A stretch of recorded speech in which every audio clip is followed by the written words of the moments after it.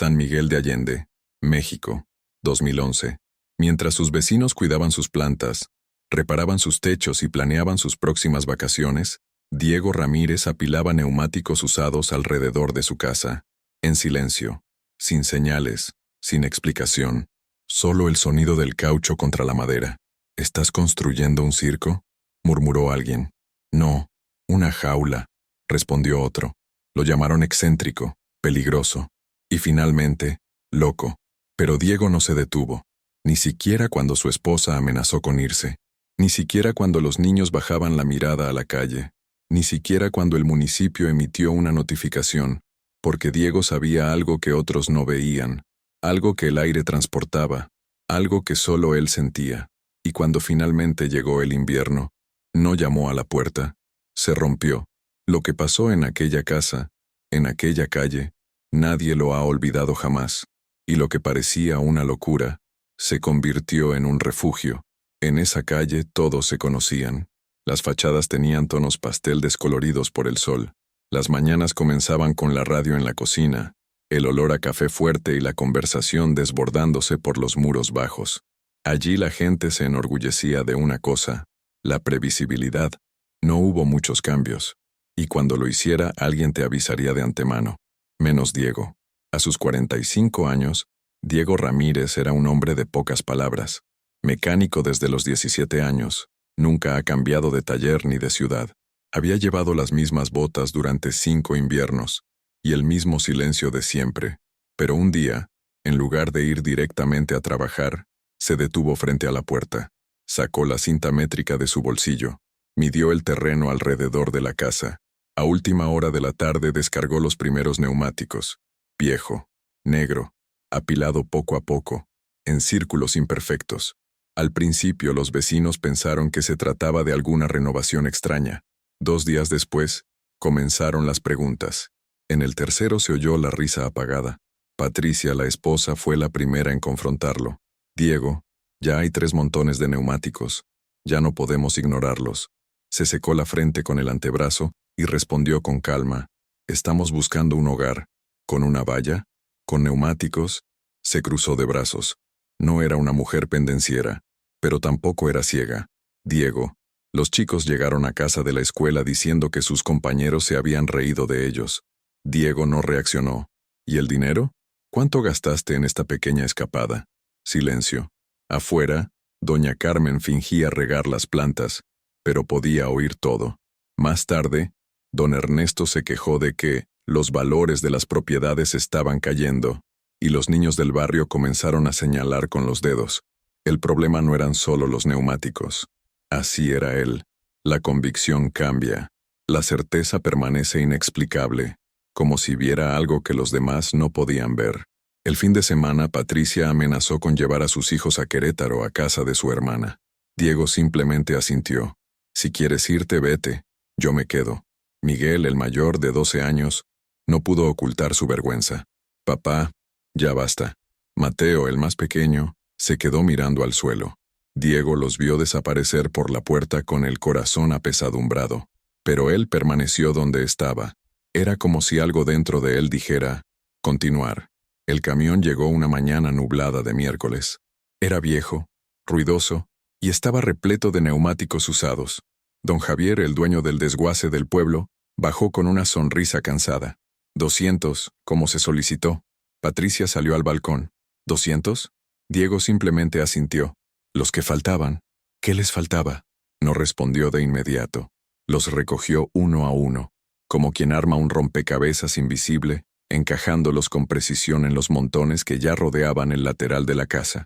Patricia bajó los escalones con paso firme. Diego, usaste el dinero del techo, el dinero que llevamos ahorrando 2 años. Él continuó trabajando. Recuerdo. Y ahora vas a proteger la casa con...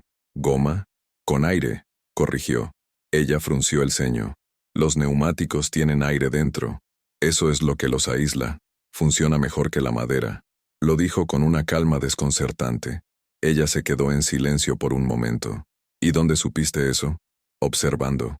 ¿Observando qué, Diego? Los animales. Ella soltó una risa seca y nerviosa. ¿Los animales? ¿Ahora eres chamán? Él se detuvo. Él respiró. La miró a los ojos por primera vez ese día. Patricia, ¿te acuerdas del invierno del 88? Ella se quedó congelada. Diego, no empieces. Tenía 8 años. Mi padre pensó que podríamos resistir. La casa se derrumbó. Llegó la nieve. Lo perdimos todo. Ella miró hacia otro lado. Adriana se enfermó. Silencio. Simplemente no quiero pasar por eso otra vez. Ella no dijo nada. Simplemente volvió a subir los escalones. Pero esta vez, más despacio. Al otro lado de la calle, los vecinos ya tenían un apodo. El loco de las llantas.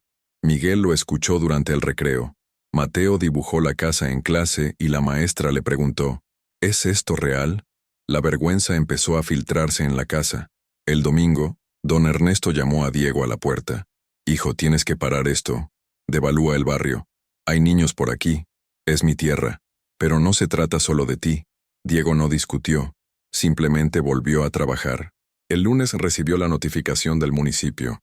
Inspección en 7 días. Patricia lo esperaba sentada en la cocina. Todavía hay tiempo para parar. No puedo. Diego, no va a nevar. Aquí nunca nieva. Apretó el papel de notificación en sus manos y respondió simplemente, ¿no puedes? Ella respiró profundamente. Él se puso de pie, y ella se fue a dormir sola. La construcción estaba al 40%. La calle es 80% hostil. Pero Diego solo escuchó una cosa. El viento está cambiando de dirección.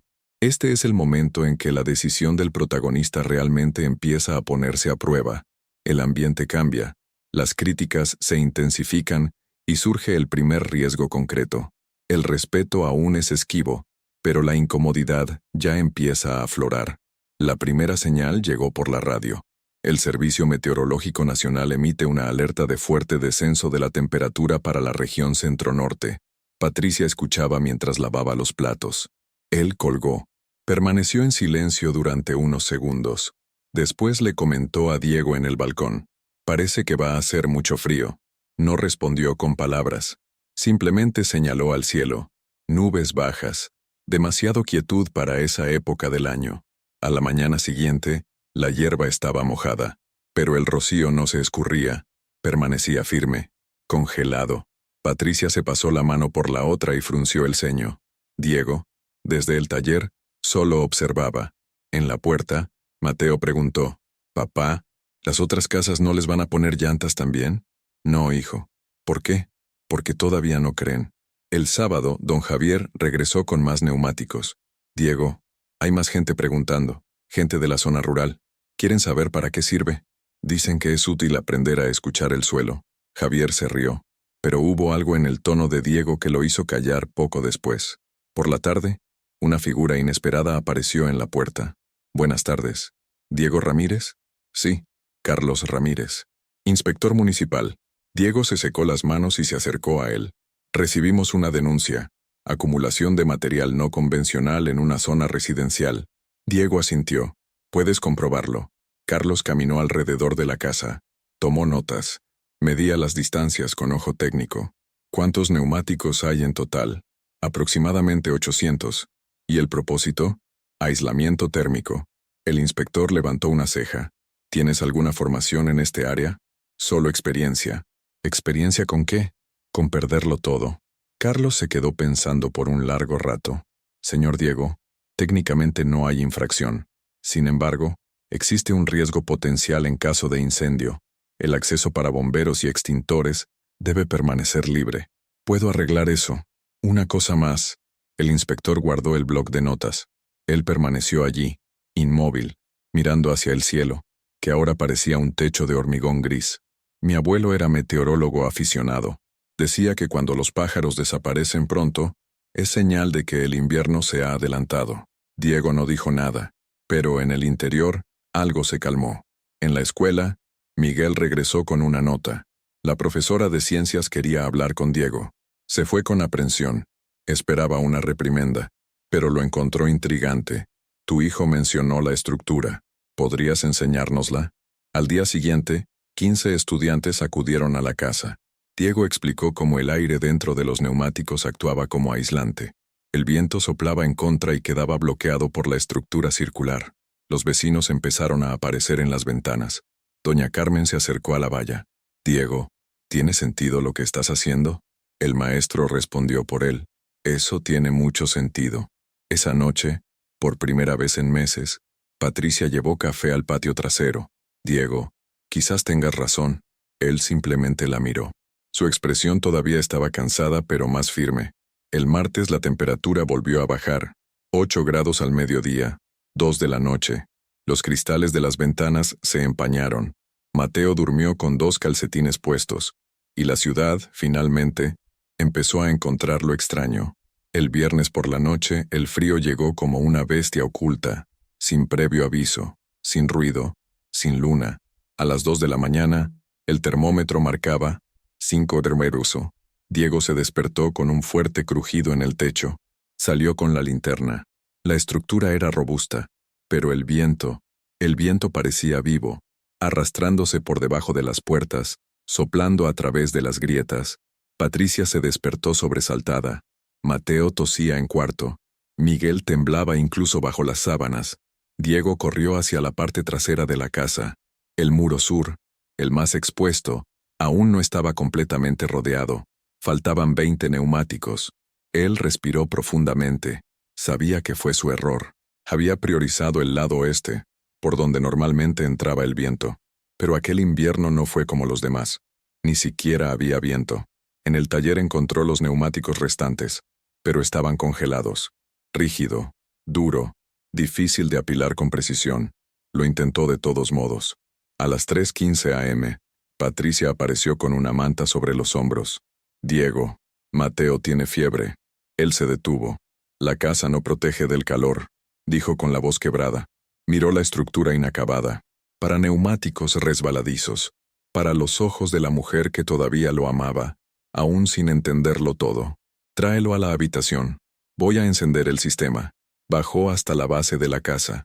Conectó los cables que Fernando había instalado semanas antes. Una especie de sistema de calefacción improvisado que utiliza viejos elementos de calefacción de ducha. No fue lindo, pero funcionó. En 10 minutos, la temperatura ambiente comenzó a subir. Mateo dejó de temblar. Miguel se acercó a su hermano cubriéndolo con otra manta. Diego permaneció sentado en el suelo, con la espalda contra los neumáticos, observando. Solo entonces se dio cuenta. Afuera, alguien estaba llorando. Se levantó con cautela. Se dirigió a la puerta. Era don Ernesto, la misma persona que había amenazado con denunciarlo, la misma persona que había llamado a su edificio una jaula. Estaba con mi esposa y 2 niños pequeños, todos envueltos en mantas mojadas, piel morada, nariz roja, ojos bajos. Diego, nos falló el sistema de calefacción. Diego simplemente abrió la puerta. Entramos. No hubo palabras de orgullo. Sin cargos. Solo silencio. Y la puerta está abierta. Dentro de la casa, Patricia estaba preparando té caliente. Miguel trajo mantas adicionales. Mateo, sintiéndose un poco mejor, compartió el lugar en el sofá con los hijos de Ernesto. El calor empezaba a extenderse, pero afuera el viento no amainaba. A las 5 de la mañana, una joven madre de la esquina llegó con un bebé en brazos. No podemos soportarlo más. Ellos entraron. Fueron bien recibidos. No se hicieron preguntas. A las 6 en punto, 2 familias más llamaron a la puerta. Ya se oían susurros en la habitación. Respiración lenta. Alivio. Diego todavía estaba de pie, apoyado contra la pared norte, observando. Esa noche, los neumáticos hicieron más que simplemente aislar la casa. Aislaron la desesperación. A las 7 de la mañana, la casa de Diego estaba irreconocible. No en el exterior, sino en el interior. Había gente dispersa por todas partes. Mantas en el suelo, ollas en la estufa, respiración grupal. Patricia estaba preparando porciones de avena. Miguel compartió tazas. Mateo estaba cargando leña para la estufa de repuesto.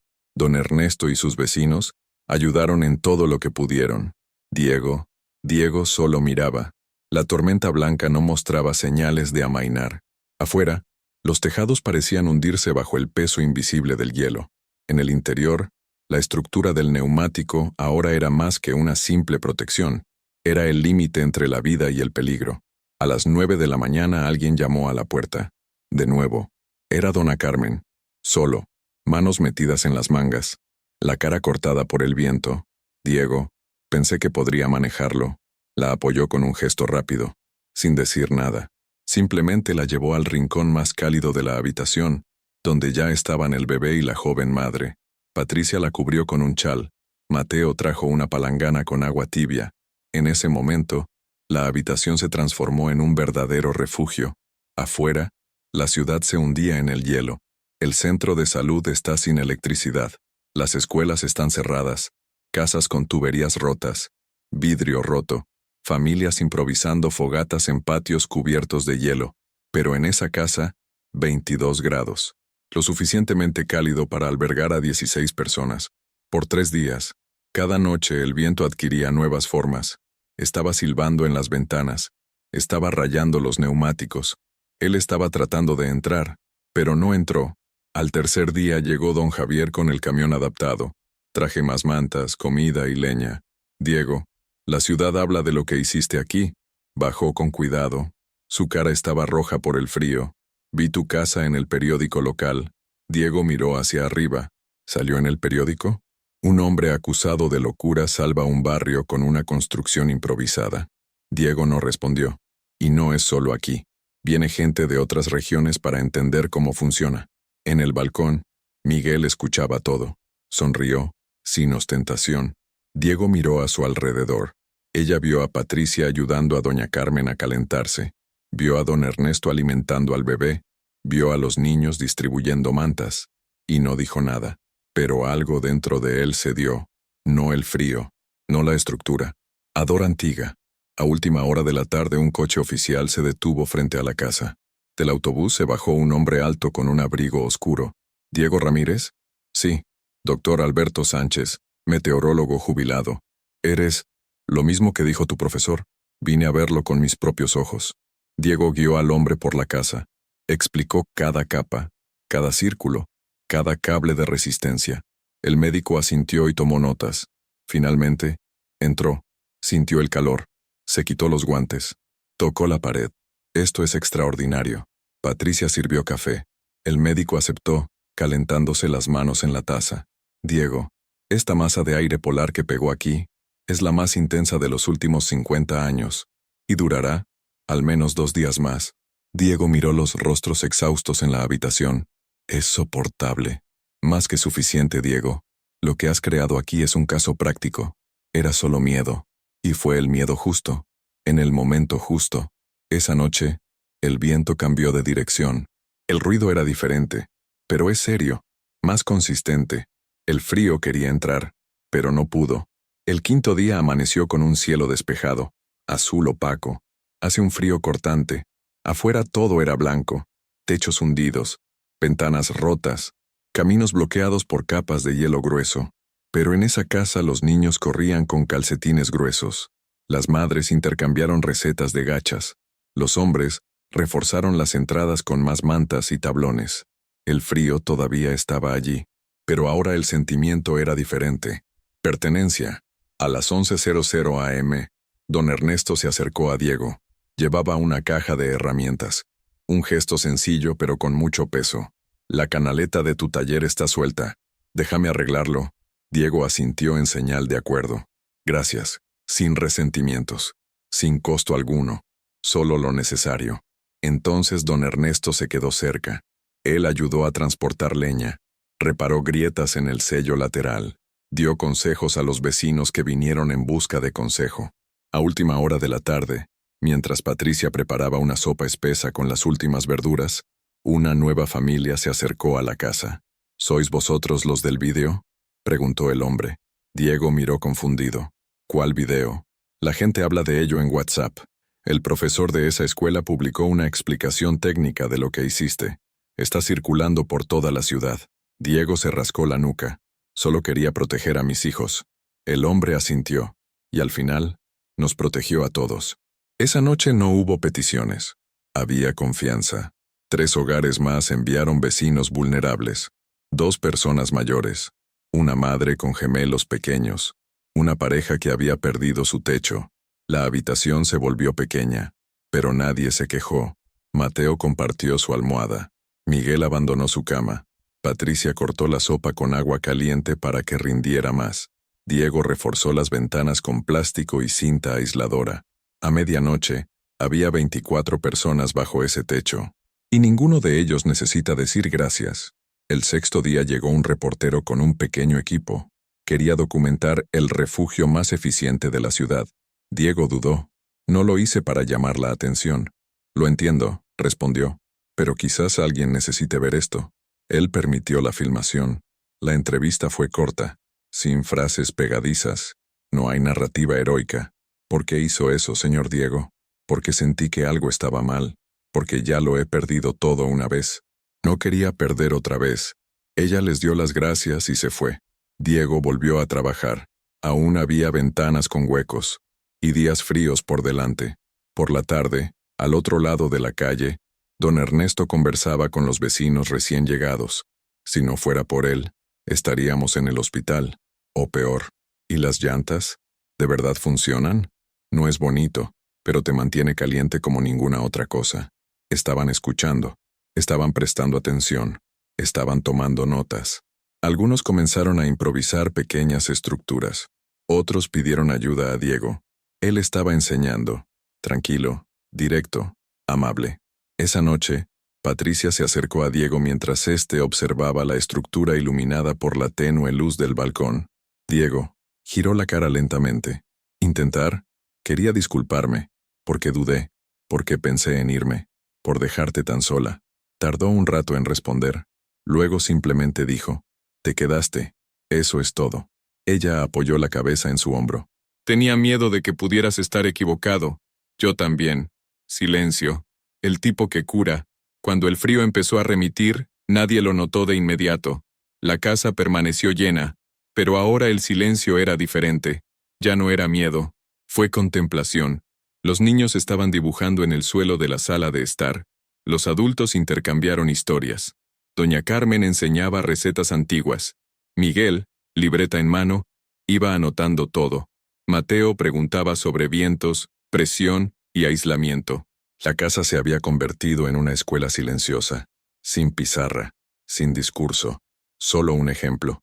Al octavo día la temperatura volvió a subir, lento, vacilante, como alguien que pide permiso para regresar. Las familias comenzaron a regresar a sus hogares.